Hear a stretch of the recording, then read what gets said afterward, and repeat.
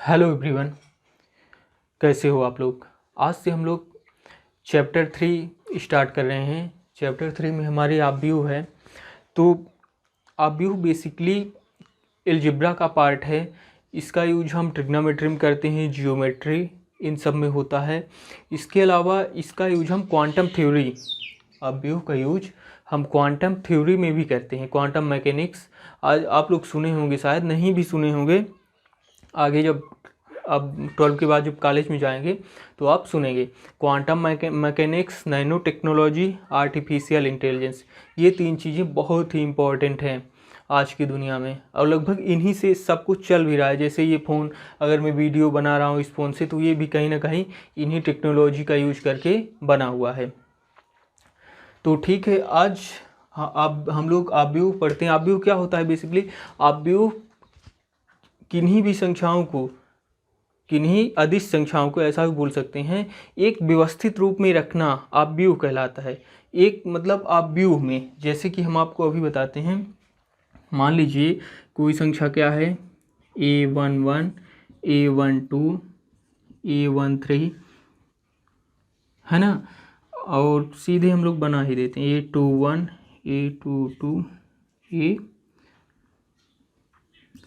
A23, A31, A32, A33, है ना।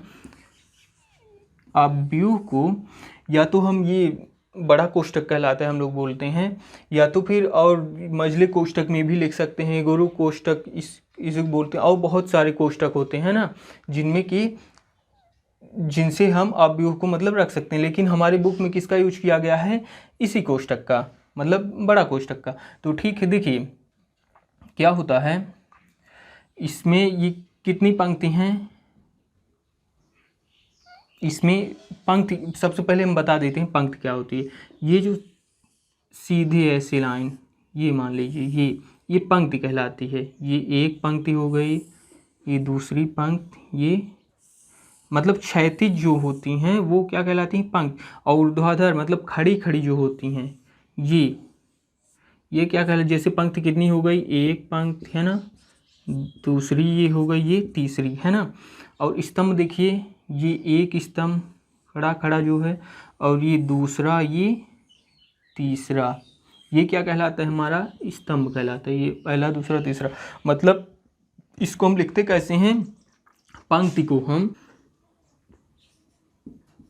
को हम यम से डिनोट करते हैं, और स्तंभ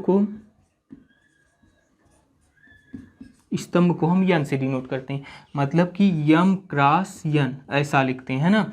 इसमें कितनी पंक्ति है? सबसे पहले आप देखिए 1 2 3, ये ना पंक्ति कहलाती हैं। 1 2 3, 3 पंक्ति हैं, तो हम लिख देंगे 3 क्रॉस, इसको क्रॉस पढ़ते हैं। और ये स्तंभ कितने हैं? 1 2 3, 3 हैं। तो 3 क्रॉस 3 का हमारा क्या है? ये आव्यूह है। अगर मान लीजिए यहीं पे हम डैश लगा देते और फिर कहते, तो यम क्रॉस यन लिखा जाता, क्योंकि यम पंक्ति और यन स्तंभ। और यहाँ लिख देते, अगर मान लीजिए हम लिख दें यम ऐसा, है ना, यम पंक्ति लिख दें और यन स्तंभ, तो ये क्या हो जाएगा? यम क्रॉस यन। ठीक, तो इसमें हमने क्या क्या जाना?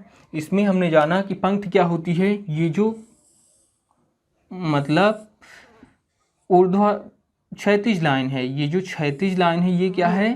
पंक्ति है। और ये जो ऊर्ध्वाधर लाइन है ये क्या है? स्तंभ कहलाती है। ये हमने जाना। और फिर इसके अलावा पंक्ति को यम से डिनोट करते हैं और स्तंभ को यन से, है ना। देखिए एक और चीज देखिए, जैसे कि मान लीजिए क्या लिखा है यहाँ? 1 2 3 2, ये लिखा है, ये कोष्ठक है ना। तो ये अगर कोई पूछे ये कितने बाई कितने का हमारा आव्यूह है, तो हम क्या बताएंगे? इसमें कितनी पंक्ति है? एक पंक्ति हो गई, ये दूसरी पंक्ति हो गई, मतलब कि 2 पंक्ति को हम सबसे पहले लिखते हैं, इसके बाद हम स्तंभ को लिखते हैं ना। हमेशा हमारा क्रम क्या रहेगा? यम क्रॉस यन, ये क्रम रहेगा। ठीक, पंक्ति को हमने यम से, स्तंभ कितने हैं? 1 2, मतलब 2 क्रॉस 2 का हमारा क्या है? ये आव्यूह है ना। एक मान लीजिए और हम आव्यूह बनाते हैं 3 2 1 052 ये है। अगर ये कोई पूछे कितने बाई कितनी कोट का ये आप व्यू है तो आप क्या बताएंगे? देखिए इसमें कितनी पंक्ति है? 1 2 3 पंक्ति है ना, तो 3 लिख देंगे यहाँ पे। और स्तंभ कितने हैं? स्तंभ है 1 और ये 2 स्तंभ है 3x2। ये हमारा आप व्यू कितने का, कौन सी कोट का हो गया? 3x2 का, है ना। तो अब आपसे बन जाएगा। एक और देख लेते हैं एग्जाम्पल, जैसे कि लिखा है 0 2 3 4 5 2 9 6 4।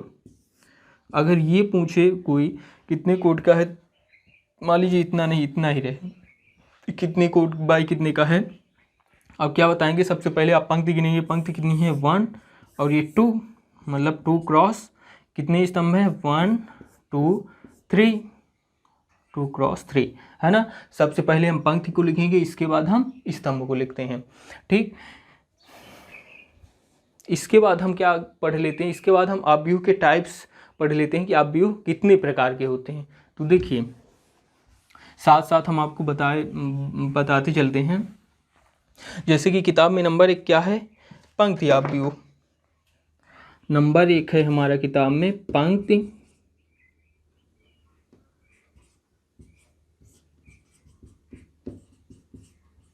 आप व्यू, है ना। पंक्ति को हम, पंक्ति आप व्यू क्या होता है? पंक्ति आप व्यू जिसमें सिर्फ पंक्ति, एक ही पंक्ति हो, है ना, जिसमें सिर्फ एक पंक्ति हो। जैसे कि 1 2 3, अगर मान लीजिए ये लिखा है ना, A बराबर 1 2 3, तो इसमें कितनी पंक्ति है? एक ही पंक्ति है ना। ये देखिए एक पंक्ति है। और स्तंभ तो 1 2 3, मतलब ये कितनी बाई कितने का है? 1/3 का। अगर कोई इसकी कोट भी पूछे तो क्या आप बताएंगे? 1/3। क्यों? क्योंकि 1 स्तंभ कितने हैं इसमें? 3, है ना। 1 2 3। एक और देख लीजिए, जैसे कि B लिखा है 2 4 6, इसमें अगर कोई पूछे तो पंक्ति कितनी है? एक ही है। ये स्तंभ 1 2 3, मतलब 1/3। इसमें मैंने इसलिए दोबारा लिखा क्योंकि यहाँ पे 3 1 2 3 ऐसे लिखा था, इसीलिए दोबारा लिख दिया कि मतलब इससे मतलब नहीं है इसका कि ये 3 यहाँ आ रहा है। यहाँ मतलब स्तंभ से हमारा ये एक स्तंभ ऐसे होगा, ये दूसरा स्तंभ, ये तीसरा स्तंभ, है ना, ठीक। तो पंक्ति आप व्यू क्या होता है? जिसमें केवल एक पंक्ति होती है, वो पंक्ति आप व्यू कहलाता है। पंक्ति को हम रो बोलते हैं, ठीक। दूसरा क्या है? दूसरा है स्तंभ आप व्यू। स्तंभ आप व्यू, हाँ, पंक्ति एक होती है लेकिन स्तंभ बहुत सारे हो सकते हैं, जरूरी नहीं कि 3 ही रहे। जैसे उसमें मैं बताया, तो स्तंभ मान ली पंक्ति आप व्यू में, ये पंक्ति आप व्यू का भी बता रहा हूँ, 1 2 4 6 10, मान लीजिए यही है ना, A = तो ये क्या होगा? पंक्ति आप व्यू। क्यों? क्योंकि एक ही पंक्ति है। देखिए स्तंभ कितने हैं, अगर हम इसको लिखना चाहें कितने बाई कितनी कोट का है, तो एक पंक्ति हो गई स्तंभ 1 2 3 4 5, 1/5 कोट का ये आप व्यू है, ठीक। अब स्तंभ आप व्यू क्या होता है? स्तंभ आप व्यू जिसमें केवल एक स्तंभ हो, है ना। सीधी सी बात, 2 3 4 9 6, हम चाहे जितनी कोट का बना दें। आपकी बुक में 3 कोट का ही है। इसके अलावा आपको आगे अगर आगे पढ़ने के लिए 3 कोट से ऊपर के भी होते हैं, तो वो अभी नहीं, आगे आपके सिलेबस में आएगा, कॉलेज में आएगा, अगर आप कुछ इंजीनियरिंग करते हैं तब। देखिए ये मान लीजिए एक आप व्यू है, ठीक। तो ये कितनी बाई कितनी कोट का है अगर कोई कहे तो? इसमें सबसे पहले हम क्या लिखते हैं? यम, फिर यन। यम मतलब क्या होता है? पंक्ति। यन मतलब क्या होता है? स्तंभ। सबसे पहले हम पंक्ति लिखेंगे, इसके बाद हम स्तंभ लिखेंगे। तो इसमें कितनी पंक्ति है बताइए? 1 1 2 3 4 5 पंक्ति है ना, मतलब 5 क्रॉस कितने स्तंभ है? 1, एक ही स्तंभ है ना, ये सीधे 5 क्रॉस 1, ठीक। इसी तरह और भी हो सकते हैं, मतलब कि स्तंभ आप व्यू में स्तंभ एक होगा, पंक्ति बहुत सारी हो सकती है, 1 2 बिंदी बिंदी यन तक। तो मतलब ये कितनी, कौन सी कोट का आप व्यू हो जाएगा? मान लीजिए यहाँ 2 नहीं 4, और ये क्या लिखा है? यन, ठीक। एक से लेके यन मान लीजिए 1 4 और यम तक है, तो कितनी पंक्ति इसमें है, यम पंक्ति को यम से लिखते हैं ना, यम पंक्ति, और स्तंभ कितने, यन स्तंभ एक है ना, यम क्रॉस 1 ये हो जाएगा। ठीक, पंक्ति को हमेशा किससे हम लिखेंगे, यम से, और स्तंभ को यन से। ठीक है, फिर अगला हमारा टाइप है शून्याव्यूह। शून्याव्यूह जिसमें कि क्या रहे, शून्य शून्य ही रहे, वो हमारा शून्याव्यूह कहलाता है ना, 0 0 0 0, ये क्या होगा, शून्याव्यूह कहलाएगा। ठीक, फिर अगला है वर्गाव्यूह। वर्गाव्यूह होता है जिसकी कोट समान होती है, जिन अव्यूहों की कोट समान होती है उसको वर्गाव्यूह बोलते हैं। जैसे कि 2 4 9 5 ये लिखा हुआ है, 2 4 9 5 है ना,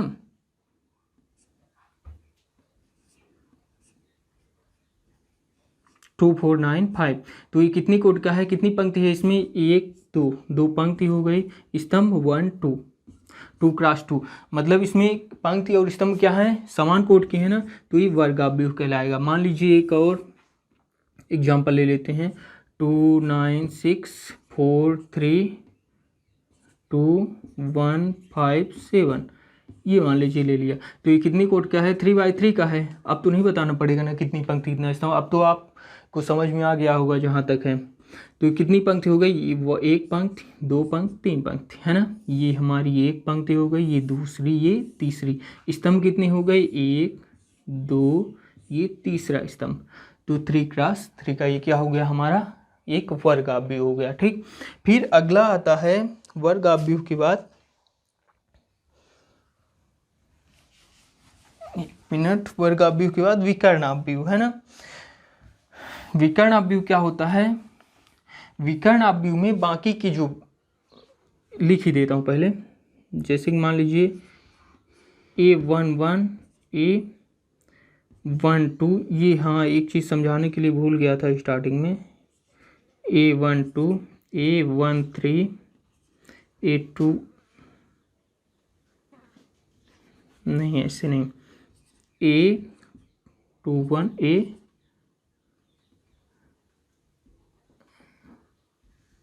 A12 A13 A21 A22 A23 A31 A32 A33। मान लीजिए ये हमारा क्या है, एक अव्यूह है। यहाँ पे हमने इसलिए मिटाया था क्योंकि देखिए सबसे पहले क्या होता है, पंक्ति होती है ना, फिर स्तंभ। यहाँ पे सबसे पहले जो 1 लिखा है ये क्या बता रहा है, पंक्ति बता रहा है। मान लीजिए मैंने यहाँ लिख दिया कि क्या A1 5 ये मैंने लिख दिया, इसका मतलब हमारी पंक्ति किस नंबर पे है, 1 नंबर पे है, और स्तंभ A1 3 ही लिखिए, स्तंभ तीसरे नंबर पे है ना। तो ये कहाँ पे आएगा, पहली पंक्ति तीसरा स्तंभ, इसकी पोजीशन कौन सी है, पहली पंक्ति तीसरा स्तंभ। मान लीजिए एक अव्यूह मैं बनाता हूँ, तो पहली पंक्ति ये होगी ना, तीसरा स्तंभ ये, मतलब यहाँ पे आएगा है ना। मान लीजिए मैं यहाँ क्या लिखता हूँ, A1 A2 3, ये मैंने लिख दिया, मतलब दूसरी पंक्ति तीसरा स्तंभ, इसकी पोजीशन क्या है, दूसरी पंक्ति तीसरा स्तंभ। तो ये कहाँ पे आएगा, दूसरी पंक्ति, ये एक पंक्ति हो गई, ये दूसरी पंक्ति मैंने बना दिया, ये मतलब A2 2 3 कहाँ पे आएगा, यहाँ पे आएगा। एक और मान लीजिए मैं लिखता हूँ A3 2, इसका मतलब क्या हुआ, पहले पंक्ति यम, पहले पंक्ति आती है, फिर क्या आता है, स्तंभ आता है। तो इसकी पोजीशन क्या होगी, ये क्या हो जाएगा, पंक्ति और ये स्तंभ, मतलब तीसरी पंक्ति दूसरा स्तंभ, क्या, तीसरी पंक्ति दूसरा स्तंभ। देखिए तीसरी पंक्ति ये है, दूसरा स्तंभ ये है, ये स्तंभ कहलाता है ना, एक स्तंभ, ये दूसरा स्तंभ 1 2, तो मतलब यहाँ पे तीसरी पंक्ति ये हो गई, दूसरा स्तंभ ये, मतलब इसकी पोजीशन यहाँ देख लीजिए, सेम टू सेम ऐसे है ना। तो मतलब कि आपको ये भी चीज़ याद रखनी, ये स्टार्टिंग में ही बताना चाहिए था लेकिन वहाँ पे भूल गया था। तो देखिए इसका मतलब आप समझ गए, A1 2 A1 3 अगर मैं इस तरह लिख रहा हूँ, इसका मतलब क्या है, क्योंकि ये भी बता रहा है कि कौन कहाँ पे पोजीशन है, किसकी पोजीशन कहाँ पे है। देखिए ये पहली पंक्ति दूसरा स्तंभ, A1 2 लिखने के बाद देखिए ये पहली पंक्ति कौन सी है, ये है, दूसरा स्तंभ ये है 1 2, आ रहा है ना अपनी सही पोजीशन पे, ठीक। तो हम क्या बता रहे थे, हम बता रहे थे क्या, विकर्ण अवयव। विकर्ण अवयव क्या होता है, सबसे पहले देखिए मुख्य विकर्ण क्या होता है। ये जो हमारा ये है, ये हमारा क्या कहलाता है, मुख्य विकर्ण कहलाता है, ठीक। ये क्या है, मुख्य विकर्ण है।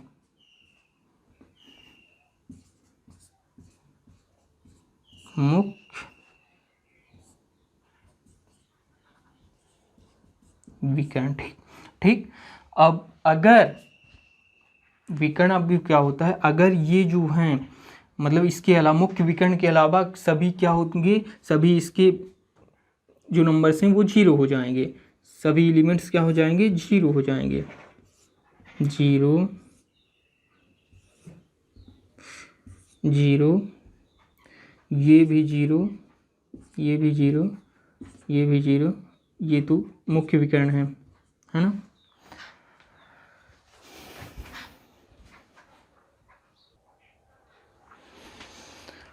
हाँ देखिए, अब कौन सा अवयव है, अब है अदिश अवयव। अदिश अवयव क्या होता है,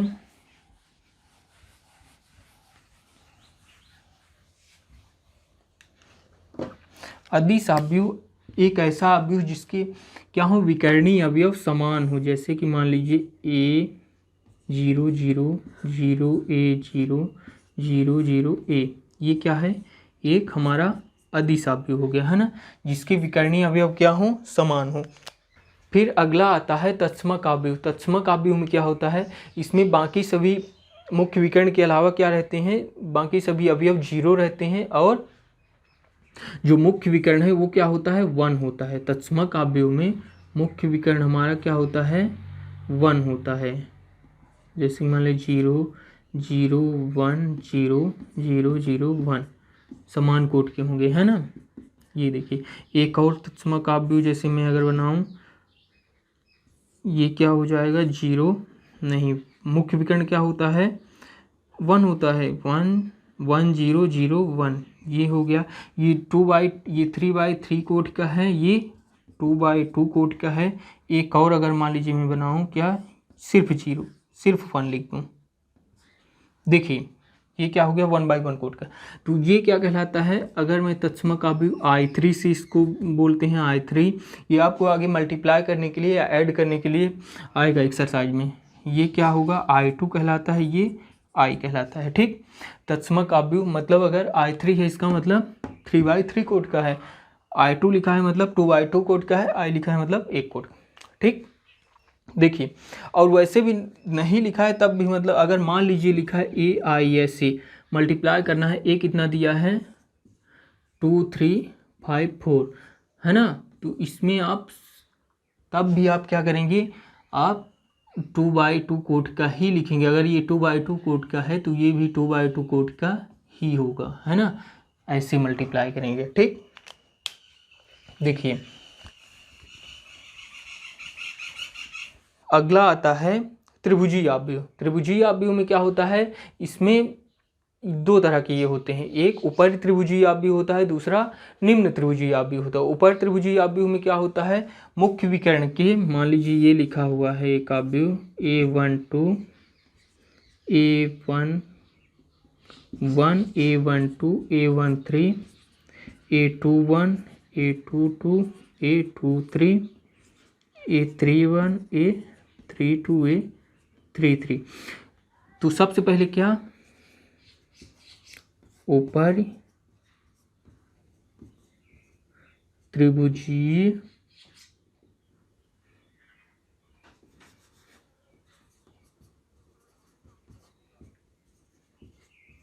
ऊपर त्रिभुजीय अवयव, है ना। ऊपर त्रिभुजीय में क्या होता है, ऊपर नीचे के अवयव सभी क्या होते हैं, इसमें शून्य होते हैं। मुख्य विकर्ण के नीचे के से, ये मुख्य विकर्ण कहलाता है, ये मुख्य विकर्ण कहलाता है, ठीक। ऊपर त्रिभुजीय अवयव में नीचे के सभी अवयव क्या होते हैं, शून्य होते हैं, है ना।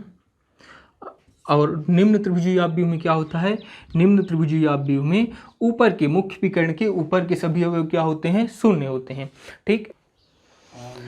हाँ देखिए देखिए अब हमारा कौन सा है अगला, क्षैतिज आव्यूह। क्षैतिज आव्यूह क्या होता है, क्षैतिज का मतलब ये होता है जैसे इस तरह की लाइन को क्या बोलते हैं, क्षैतिज। मतलब कि जैसे कि मैंने आपको बताया था अभी, मान लीजिए A12 A13 A11 A12 A13 A21 A22 A23, इस तरह की एक हमारा क्या है, आव्यूह है।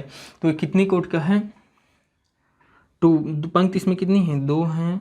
स्तंभ कितने हैं, 3 हैं, है ना, 1 2 3। मतलब ये 2/3 का है। और अगर आप इसको देखेंगे क्षैतिज मतलब एक पसरा हुआ दिखेगा, है ना, इसलिए इसको क्या बोलेंगे, क्षैतिज आव्यूह। इसका मतलब इसको हम डिफाइन कैसे कर सकते हैं, इसको हम बोल सकते हैं जिसमें क्या हो, पंक्तियों की संख्या स्तंभों की संख्या से कम हो, तभी नहीं ये ऐसा दिखेगा। पंक्तियों की संख्या स्तंभों की संख्या से कम हो, या फिर ऐसा कह सकते हैं जिसमें स्तंभों की संख्या पंक्तियों की संख्या से अधिक होती है, वो क्या कहलाता है, क्षैतिज आव्यूह कहलाता है। फिर एक क्या कहला होता है, ऊर्ध्वाधर आव्यूह। ऊर्ध्वाधर आव्यूह क्या होता है, इसी का उल्टा। जैसे कि मान लीजिए क्या लिखा है, A12 A13 A21 A22 A2 A31 A33, ठीक।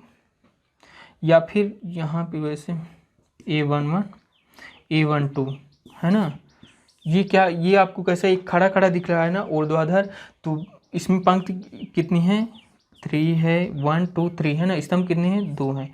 मतलब कि जिसमें क्या हो, पंक्तियों की संख्या स्तंभों की संख्या से क्या हो, अधिक हो, वो क्या कहलाता है, ऊर्ध्वाधर आव्यूह कहलाता है। और जिसमें पंक्तियों की संख्या स्तंभों की संख्या से, पंक्तियों की संख्या अगर स्तंभों की संख्या अगर पंक्तियों की संख्या से क्या है, अधिक है, स्तंभों की संख्या अगर पंक्तियों की संख्या से अधिक है, तो हमारा क्षैतिज आव्यूह कहलाता है।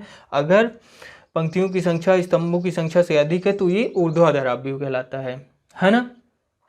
देखिए अगर पंक्तियों की संख्या स्तंभों की संख्या से अधिक है, तो ये क्या कहलाएगा, ऊर्ध्वाधर आव्यूह कहलाएगा। अगर पंक्तियों स्तंभों की संख्या पंक्तियों की संख्या से अधिक है, तो ये क्या कहलाएगा, हमारा क्षैतिज आव्यूह कहलाएगा। इसमें पसरा पसरा दिखेगा, इसमें खड़ा खड़ा, ठीक। ये हुआ। फिर आता है एकल आव्यूह। एकल आव्यूह मतलब जिसकी कोट क्या हो, एक मिनट इसको मिटा दें।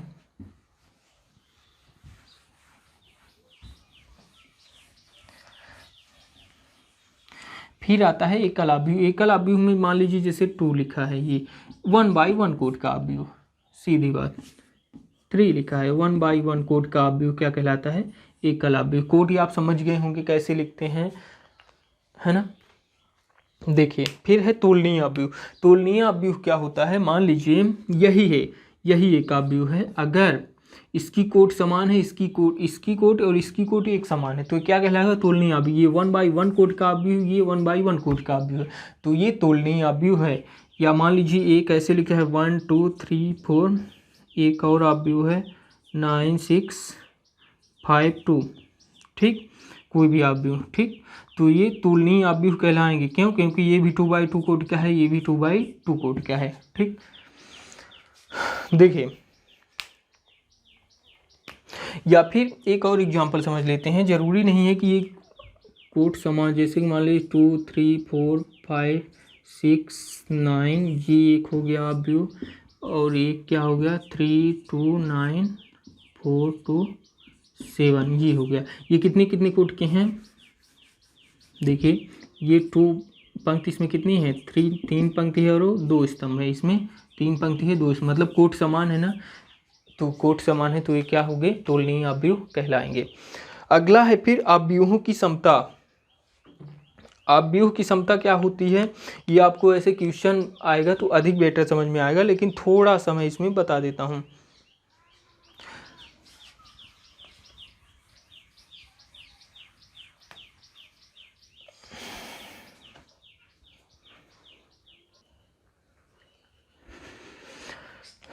हाँ देखिए, आव्यूहों की समता क्या होती है। आव्यूहों की समता, मान लीजिए कोई आव्यूह क्या है, ये है 1 का स्क्वायर, 3 का स्क्वायर, 4 का स्क्वायर, 2 का स्क्वायर, 7 का स्क्वायर, 8 का स्क्वायर, 9 का स्क्वायर, 6 का स्क्वायर, 4 का स्क्वायर। ये हमारा एक अवयव है। एक अवयव और है b। b बराबर क्या है हमारा अवयव 1 3 4 4 जा 16, 2 2 जा 4, 7 7 जा 49, 8 8 जा 64, 9 9 जा 81, 6 6 जा 36 और 4 4 जा 16। ये हमारा अवयव। तो ये समान कहलाएंगे कब? जब इसके मान लीजिए ये अवयव जो है और इस अवयव के समान हो, ये अवयव इस अवयव के समान हो, है ना। मतलब सीधी सी बात, अगर मैं इसको क्या बोलूँ, पंक्ति बोलूँ आई, इसको क्या बोलूँ जे स्तंभ, है ना। तो बराबर क्या होगा, अगर इसको मैं बी से बोलूँ, बी आई जे की, अगर मान लीजिए इसी को इंडिविजुअल लिखना है तो क्या, ए कौन सी पंक्ति है, पहली पंक्ति, कौन सा स्तंभ, पहला स्तंभ है। A11 कितना है, 1 है ना। इसको बोलूँ तो ये B है ना, B वाला पार्ट, B पहली पंक्ति पहला है, B11 भी कितना है, 1 है ना, इक्वल है ना। इसी तरह ये भी है, A12 इक्वल B12 इक्वल है, A13 इक्वल है B13 के इक्वल, है ना। तो यही अगर समान है तो यही क्या होती है, अवयवों की समता। ये समान तभी कहलाएंगे जब क्या हो, ये सभी अवयव इसके, एक तो पहली बात कोटियाँ समान हो, 3/3 कोट का है ये, देखिए पहली ये कब कहलाएंगे, इस अवयवों की समता क्या कहलाती है, ये कंडीशन है जब ये इनकी कोटियाँ समान हों, और दूसरी बात क्या, इनके अवयव भी समान हो, है ना। देखिए अवयव समान है ना, ये भी सभी अवयव समान है, ठीक। फिर अगला आता है क्या हमारा, अवयवों का अदिश गुणन, मतलब कि इसमें गुणा कैसे करते हैं। देखिए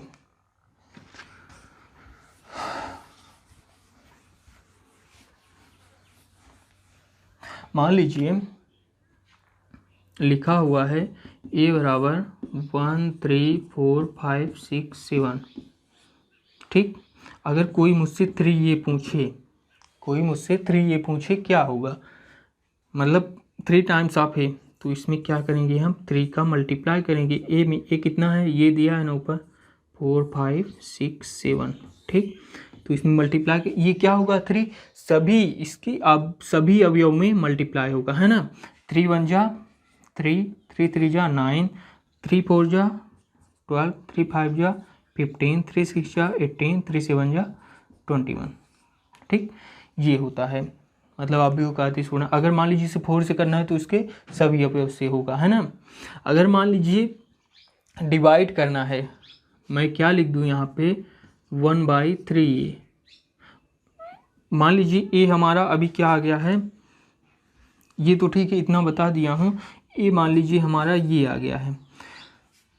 अगर मुझसे कोई पूछे 1/3 ये कितना होगा, तो हम क्या करेंगे, 1/3 ए कितना है हमारा, ये है ना 3 9 12 15, ये अभी आप भूल जाइए, 3 9 12 15 18 21, है ना।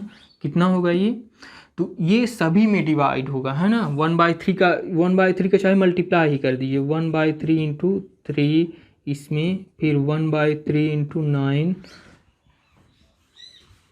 इसमें, फिर दूसरी पंक्ति ये 12 इंटू 1/3, फिर 15 इंटू 1/3, 18 इंटू 1/3, 21 इंटू 1/3।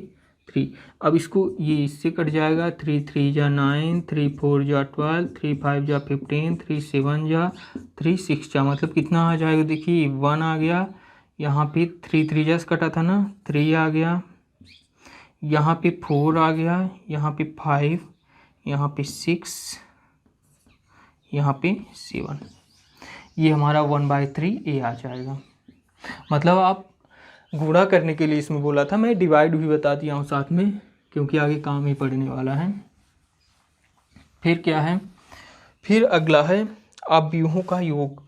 अवयव, दो अवयव मान लीजिए हैं, A = 1 2 4 5, एक और है B = कितना है, 2 3 4 6, ठीक। ये हमें क्या करना है, हमसे पूछते हैं A + B बताओ, तो कैसे ऐड करेंगे, 1 2 4 5, A हमारा इतना है ना, B हमारा कितना है 2 3 4 6। ठीक, तो इसको ऐड करिए। ये क्या होता है, जैसे पहली पंक्ति का पहला स्तंभ पहली पंक्ति के पहले स्तंभ इससे ऐड होगा, दूसरी पंक्ति का दूसरा स्तंभ दूसरे पंक्ति के दूसरे स्तंभ इससे ऐड होगा। मतलब कि 1 + 2 और ये 2 प्लस इससे ये ऐड होगा 4, ये 4 प्लस इससे ऐड होगा। मतलब तीसरी पंक्ति का तीसरा स्तंभ ये तीसरी पंक्ति के तीसरे स्तंभ से ही ऐड होगा। और ये 5 + 6 कितना आ जाएगा हमारा आव्यूह, 2 1 3, 4 + 3 7, 2 + 4 6, 5 + 6 11, ये आ जाएगा, है ना। तो आपसे ये ऐड करते हुए बनने लगेगा। आगे क्वेश्चंस हैं मैं इनको बताऊंगा, लेकिन अभी जितना है बेसिक मतलब भूमिका जो इसमें दी है किताब में वो समझे रहिए, ताकि अब लगभग आधे से ज़्यादा क्वेश्चन आपसे बन भी जाएंगे एक्सरसाइज के। फिर है आव्यूहों का व्यवकलन घटाना है। इसी तरह हम घटा भी देंगे, माइनस है तो इसका इससे घटाएंगे, इसको इससे घटाएंगे, इसको इससे घटाएंगे, इसको इससे घटाएंगे। एक क्वेश्चन हम ले लेंगे जब क्वेश्चन आएगा तो वहाँ पे। फिर ये नियम है कि क्रम विनिमय नियम, साहचर्य नियम, वितरण नियम, इनका मतलब ये पालन करते हैं कि नहीं। तो ये क्या करते हैं, पालन करते हैं क्रम विनिमय नियम का भी, साहचर्य नियम का भी। क्रम विनिमय नियम मतलब होता है जो मान लीजिए कोई चीज़ a + b अगर मैं जोड़ रहा हूँ उसको फिर क्या करूँ b + a, तो ये क्या होगा, इक्वल ही होगा। ये हो गया हमारा क्रम विनिमय नियम। मतलब कि अगर मैं चाहे a + b जोड़ूँ चाहे b + a जोड़ूँ, चाहे इसको ऐसे लिख के जोड़ूँ चाहे इसको ऐसे लिख के जोड़ूँ, ये इक्वल होंगे। ये क्रम विनिमय नियम का पालन करते हैं। फिर साहचर्य नियम, साहचर्य नियम क्या होता है, मान लीजिए ये लिखा है हमारा a + b + c = a + b + c, मतलब कि a + b को इसमें अब फिर c को जोड़ा गया है, और इसमें क्या है b + c को पहले जोड़ के फिर a से जोड़ा गया है। तो ये भी क्या होंगे, इक्वल होंगे। मतलब अगर कोई 3 आव्यूह हमें दिया गया है, मैं चाहे इस तरह जोड़ूं, पहले 2 को जोड़ के तीसरे को जोड़ूं, चाहे पहले बाद वाले 2 को जोड़ के फिर पहले वाले को जोड़ूं, तब भी हमारा क्या आएगा, इक्वल ही आएगा। फिर आता है वितरण नियम। वितरण नियम में क्या होता है, मान लीजिए हम k से इसमें मल्टीप्लाई कर रहे हैं तो क्या हो जाएगा, ये ka + kb। ठीक, हाँ। फिर आगे क्या है, आव्यूहों का रैखिक संचय। इसको हम लोग कल इसी टाइम पे क्वेश्चन जब करेंगे तो इसकी चर्चा कर लेंगे। ठीक है, तब तक के लिए धन्यवाद। वीडियो को देखिए और अच्छे से इसको नोट्स बना लीजिए और प्रॉपर पढ़िए। ठीक है, फिर मिलते हैं अगले वीडियो में एक्सरसाइज के साथ।